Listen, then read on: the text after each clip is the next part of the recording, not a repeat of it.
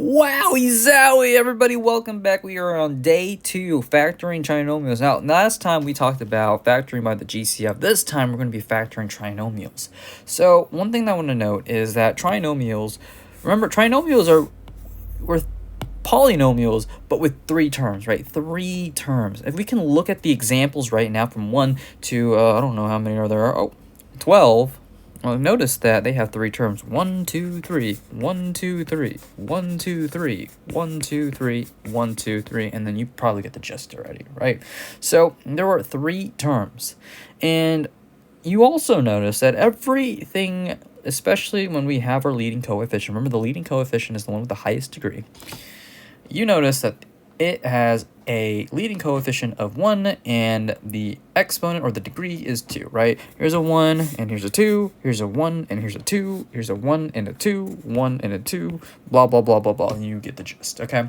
So whenever we have 3 terms and then we have a degree of 2 and our leading coefficient is 1, we will do some sort of method to factor, and it's pretty weird, but at the same time, it's actually pretty fun. So, what I want to note is that whenever we have something in the form ax squared plus bx plus c, I'm going to do something. In order to factor something, right, we need to make sure that we have 2 parentheses and we have something like, I don't know, x and x right there in each parentheses, right? Because we know that x times x is x squared, and then we're going to have some stuff here, which is going to give me this, right? Remember when we were foiling, right? Like, I don't know, x plus 2, x minus 3, I don't know, I just made that stuff up, okay? Well, we know that x times x is x squared. And then we know that x times negative 3 is negative 3x. Lastly, we're left with 2 times x, which is positive 2x or plus 2x, and then positive 2 and negative 3 is negative 6. Now, I'm going to go ahead and combine like terms, x squared, and then we have minus 3x plus 2x, that's going to be negative x, and I'm left with negative 6. So x squared minus x minus 6. So what I'm trying to do is that we're going to take this final product and then we're going to break that up, or we're going to break that up somehow and bring it back to its original form. That is what we're going to be doing today. Okay, so let's slow down and we're going to do this together. I'm going to show you what I call the AC method, or maybe you call it the X method. It doesn't matter. I'm going to go over an example, go over one example. I'm going to draw an X here, and then, okay, here we go. What's going to happen is that I'm going to do this. I'm going to label this A, B, and C. And I'm going to do A times C above the X, and then I'm going to leave that B down below. Okay, hopefully you're following me what I'm going to do. Now, again, I said A times C, right? The A and the C and also the B, I just need to make sure, are the coefficients. Remember, the coefficients are in front of the variable. This here is the coefficient. This here is the coefficient. And then our C, I guess we can say that it is a coefficient because it's in front of an invisible x to the 0 power. But we usually call that a constant, right? A constant is something that is unchanged or, you know, next to an invisible x to the 0 power. Okay, A times C. Well, remember, this is an invisible one right here. And I'm going to do 7, because that's the C, times 1. What's 7 times 1? 7. So I'm going to put a 7 here. And then next, I'm going to do is put the number that is in front of my x. It's the second term, which is 8. Okay? Now, this is the fun part, and it's also weird at the same time. I need 2 numbers here and here that's going to multiply together. That will give me 7, and also I need those 2 same numbers. Whatever you put here and here, they have to add up to 8. Okay? So now I'm going to think of two numbers. Okay, well, let's take a look at the 7 here. I'm going to write a 7, and I'm going to think of, okay, what two numbers multiply together that give me 7 and also add up, you know, those two same numbers, that'll give me 8. So we know that 1 times 7, of course, 1 times 7 is 7, right? Now I'm going to use those same numbers, or our factors, and just add them. Well, 1 plus 7 is 8. Isn't that fantastic? Because we can see that, okay, our 1 and 7, if we multiply them, that's going to give me 7. And if we use those same numbers, well, 1 plus 7, that's going to be 8. So I'm going to put the 1 in the 7 right there, okay? So we have these. Now I'm going to do what I did here at the beginning. And I see that I'm dealing with the variable x, so I know for sure I'm going to have an x here, parentheses, x here, parentheses, okay? So, well, you know that x times x is guaranteed if we FOIL, right, first, outer, inner, last. If we FOIL these, we know for sure we're going to have an x squared, okay? And now, what do we do with these numbers? Well, I am going to use, so this 1 here, I'm going to put that over here. And since it's a positive 1, I need to put plus 1. I'm going to do the same thing for 7. It's a positive 7. I'm going to put this over here, and that's going to be plus 7. Okay? This, and if you don't believe me, is my answer. I'm going to show you by using the FOIL method, right? Let's FOIL. So remember, FOILing is first, outer, inner, last. I'm going to take this and multiply that by x, this, multiply that by 7, and this, multiply that and that, okay? What's x times x? X squared. Exactly what we have here. And then what is x times 7? Well, x times 7 is positive 7x. And then lastly, 1 times x is positive 1x. And then 1 times 7, you know that's just 7. Okay, combined like terms. We are at the stage of CLT. Well, x squared plus anything? Nope, just x squared by itself. 7x plus 1x, yep, we can combine those terms because they have the same degree. So I'm going to go ahead and do positive 8x. And then lastly, we have that random constant. This is a great way, what we're doing right now, this is a great way to check if this is our answer. And it is, right? Because we went from, we figure out how to factor this, and then we FOILed it, exactly what we have here, okay? Let's do some more examples.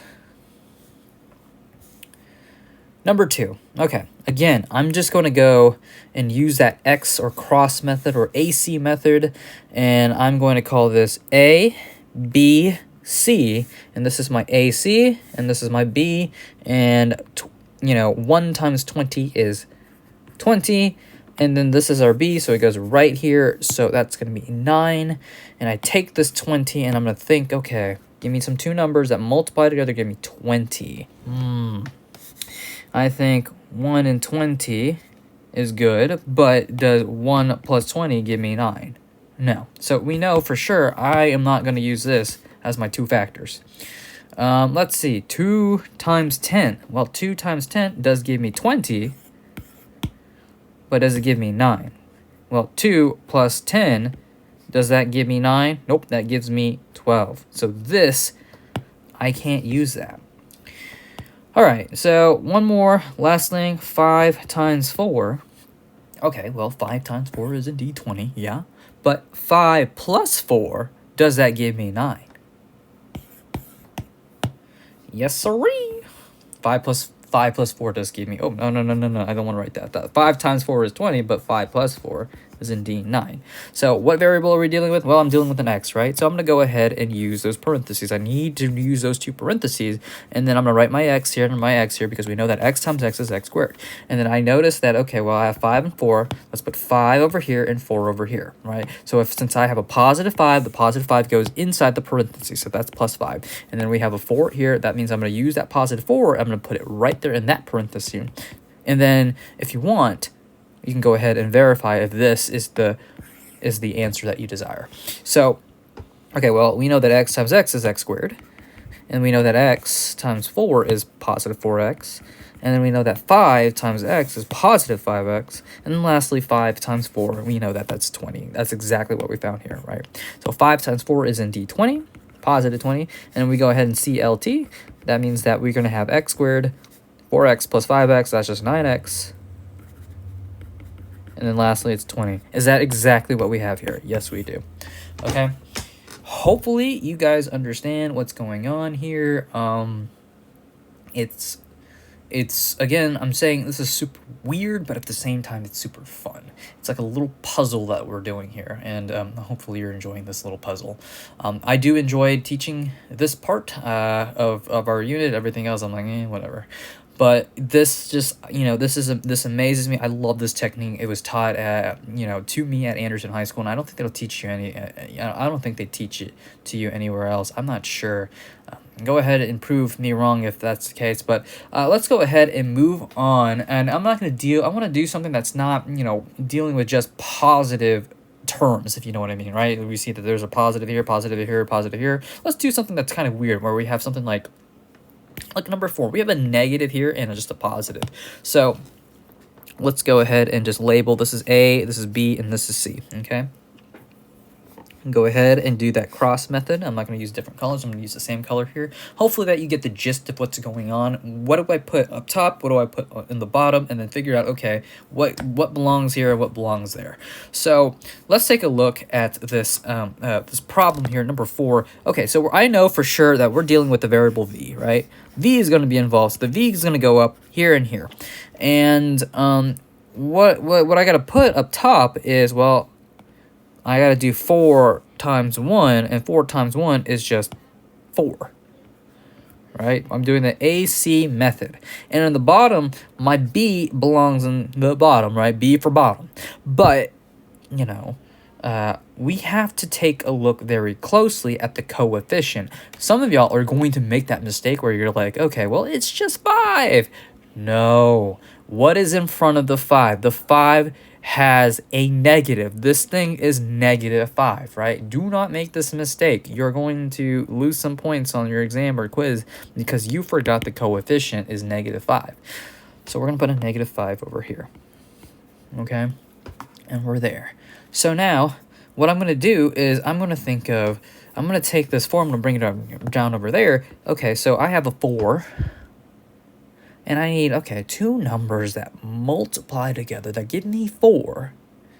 And the same numbers that'll add up to -5. Okay, well, let's do it. Well, we know that 1 times 4 is 4, but does 1 plus 4 give me -5? Well, close, because we know that 1 plus 4 is 5. But I need that -5. So let's try something else. How about we say -1 times -4? -1 times -4 is going to give me 4, because we know that a negative times a negative, oh my gosh, negative times a negative is a positive. And if we don't know why, well, I don't know how to explain why a negative times a negative. I never thought of that far, but I'm just like, okay, thank you very much. Negative times a negative is a positive. Okay, -1 times -4 is 4, and then we can say, okay, -1 plus -4. Well, if I am, if I have a -1 plus -4, if I have this -1 here and I'm adding more negative numbers, you're dang right it's going to be more negative, right? So -1 plus -4 is -5. And if you don't believe me, use a calculator, please. We give you a calculator for a reason, and none of you take advantage of that. Use that calculator to check your work, and I'm serious. Some of y'all just rush, and you're going to get cocky, and it's just going to cost you some points here and there. Use that calculator to go ahead and verify if things work out. Like, golly, I do use a calculator to check what the heck was -34 plus negative 88 is. I use a calculator. I don't do that on top of my head. I am not good with arithmetic. Okay? I understand the concept, but godly, I'm not good with arithmetic. I can't do my 2 plus 2s that well. So, I'm going to put a -1 here, because that's one of the factors, and I'm going to go put that -4 there, because that's my other factor. And then I'm going to put that -1 over here, and then that -4 over there. And I'm not going to go ahead and prove that this is the answer. I'm just going to say, yes, v minus 1 times v minus 4, that is my answer. And if you want to check, you can go ahead and FOIL, verify, all that sort of thing to see if it's going to give you this, okay? Alrighty, let's see. What other problems can we do? Which one is a little hard? I don't think anything else is hard. Maybe let's do one more with a negative. Here, this one. All right, let's go a little faster. So you're going to have 6 and -5, and then I'm going to put the 6 over here. I'm going to think of some 2 numbers. Okay, 1 times 6, and let's see. How about we try a negative? -1 times 6. Does that give me 5? Or, no, I'm sorry. That's going to give me a -5. But -1 plus 6, that's going to give me 5. Right? That's not what I want. But what if I tell you, okay, well, -3 times -2, and negative times a negative is a positive, that's going to give you 6. And then -3 plus -2, well, again, this is exactly what we did before. If I have a negative, if I'm starting with a negative and I'm adding more negative, I'm guaranteed for sure I'm going to have more negatives. So -3 plus -2, that's going to give me -5. Boom. Okay. So this right here, or these right here, are my factors. I'm going to go put a -3 and a -2. Therefore, this is going to be, what variable am I using? Well, that's D, right? So, oh, sorry, I was just checking to see if I used the right variable for number 4. But now for number 5, I'm using the variable D. So I have D, and then I'm going to have -3, and then times D, -2. This is my answer. It's fantastic. Are you having fun? I think I'm having a lot of fun. Maybe you're going to be asking, Mr. Adam, why the heck when am I going to use this, especially when I'm picking out a book in the library? Well, I don't know, man. Again, algebra is, the foundations. It's the basic. We're trying to teach you how to read. Reading is boring. Algebra might be boring. And then later on, you're going to, you can see that algebra fits, in a lot of areas. Physics, chemistry, geometry, if you're taking geometry next year. All that sort of stuff. But honestly, if you're going to use this algebra stuff, it's going to be more theoretical when you're getting into future math classes. But it does apply to other areas than just math, okay? All right, here we go. Let's do, what should we do? Maybe we should do, let's do 10. Let's do 10. Okay, again, I'm going to go ahead and just use an X method. Okay, remember, A, B, C. What are my coefficients? Okay, my coefficients, we have an A times C, and then this is a B, okay? Or sorry, yeah, B. Okay, we have a -20. Let's write that down. Do not forget the negative. And then we're going to go ahead and say -20. Times 1, -20 times 1, that's just -20. And then, well, what's the B? What do I put in the bottom of the X, right? Well, I see there's a invisible 1, and then there's a negative, so that's going to be a -1. And, all right, well, let's take a look, -20, right? So I need 2 numbers, and I'm going to go ahead and just tell you what they are. I need 2 numbers that multiply each other. I'm going to have 4 times -5. 4 times -5 is going to be -20. And then we know that 4 plus -5, right? That's going to be 4 minus 5. Because if I distribute the positive to the negative, well, positive times a negative is going to be negative. So 4 minus 5 is what? -1. So what does this say? What am I trying to say? Well, go ahead and use these 2 numbers. And please do not make, just because we distribute the negative, don't say it's 4 and 5. It's actually 4 and -5, okay? 4 and -5. So it's x plus 4 times x minus 5. That is my answer. This is factor. Okay? One more, and then I'm going to let you go. Oh, this one's a little weird one, right? Draw the x. And then we see the negative. Again, do not, and I repeat, do not forget the negative. And it's multiplying. We need to multiply that by 1. So I'm going to write negative 42 times 1. And I'm not going to write that. Negative 4 times 1 is just negative 42. Oh, sorry. Negative 42.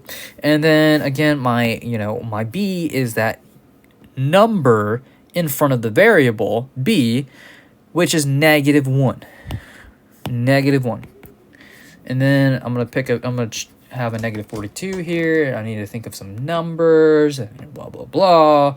Well, if I tell you that 6 and 7 work, right? 6 and, oh, sorry, not 6 and 7. 6 and negative 7, right? Because 6 times negative 7 is negative 42.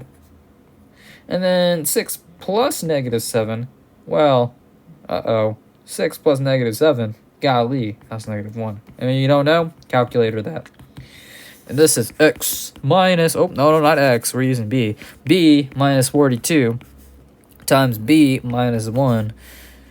And if you want to go ahead, let's just distribute, one last time, the last hurrah. B times negative 1 is negative b, and negative 42 times b is just negative 42.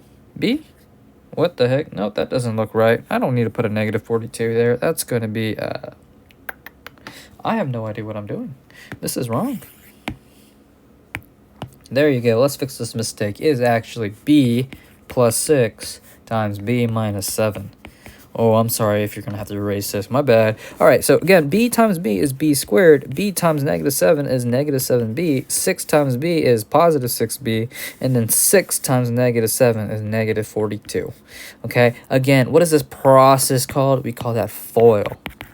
FOIL. First, outer, inside, last. First, outer, inner, last. I don't care how you say it. But as long as you remember from today that what you're doing here is called foiling or weird distributed, whatever. Weird distribution. There you go. Okay, combined like terms. Where are we at? B squared minus b minus 42. Right? Remember, we're combining these.